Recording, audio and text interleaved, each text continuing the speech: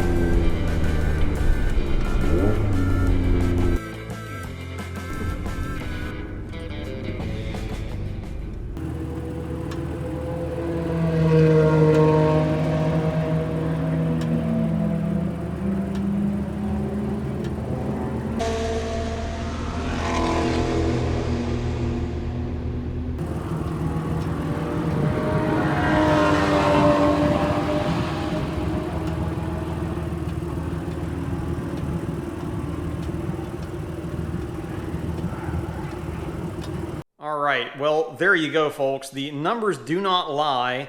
That is a 100-degree difference from one side to the other, having a scoop versus not having a scoop.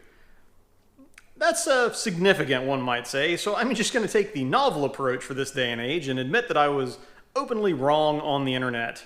And I apologize for any buying decisions or not buying decisions that may have been made based on my previous video and findings. Now, don't worry, I'm okay here. I will gladly eat the tasty crow there in the name of truth and science. Now, methodology-wise, I think I got pretty close, and I did appreciate both the skepticism from the previous video that led me to want to redo the test, as well as the suggestions and feedback on how to most scientifically, with the least variables possible, set the test up. That's how I kind of landed on the putting a scoop on one side and not on the other, and running it in the same session to eliminate as many variables as possible. Now, having said that, my caveat here is that I should have, in the manner of like a Guinness record or a land speed racing, I should have run it both ways.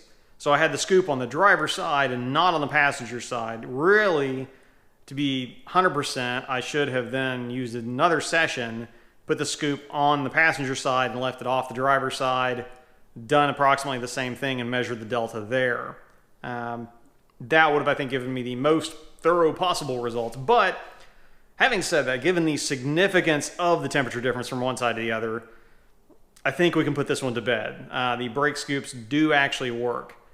One fellow at the event actually that I talked to, I'm not going to remember your name and I apologize, but mentioned that the silver, the shiny part of the polished rotor, the emissivity issue, could create some emissivity issues that might confuse the infrared thermometers.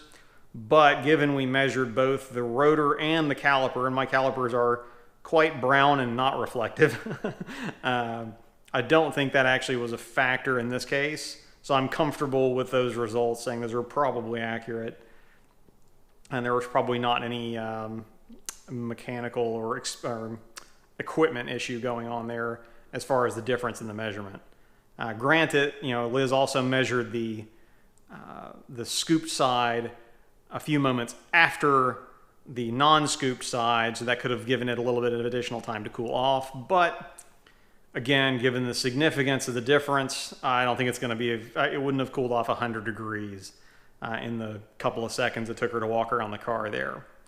So, yeah, brake scoops, I think they have been officially exonerated as not just race bling or hard parking wear, but rather an actual functional piece of equipment that can, in some cases, significantly affect the cooling efficiency of your braking systems. So, I will, again, I was wrong on the internet. I'm happy to be wrong on the internet. I have promptly put both brake scoops back on the NSX to finish out the days at Summit Point there, and had a good time. Now, as I said, I've said this previously, I think, as well. Did I notice a difference putting the scoops back on and then running more laps? No, not really. I've mentioned before, I don't think I've ever run into a situation with the Hawk HP Plus pads that I run on the NSX that has remotely resembled anything I would call, a thermal failure or breakdown. I haven't gotten any pad fade or fluid fade. The brakes have pretty much always been there, and always been there as much as I expected them to be there. So, your mileage may vary. More power, heavier car, it could make a real difference. So, take that for what it's worth. I for one, have had fun with this. Again, I don't mind being wrong if it's in a productive fashion. Yeah, I hope you enjoyed this. Hope you found the video informative, if not entertaining. And we've all got another takeaway there. And yeah, I think that's about all I've got today. I'm going to call it a video. I appreciate any feedback that you may see from this test. Let me know in the comments if you do think of anything or see anything that I missed. But aside from that, we're calling it there. I'm Richard, this is Lap of the World, and I will see you guys in the next video, if not at the track.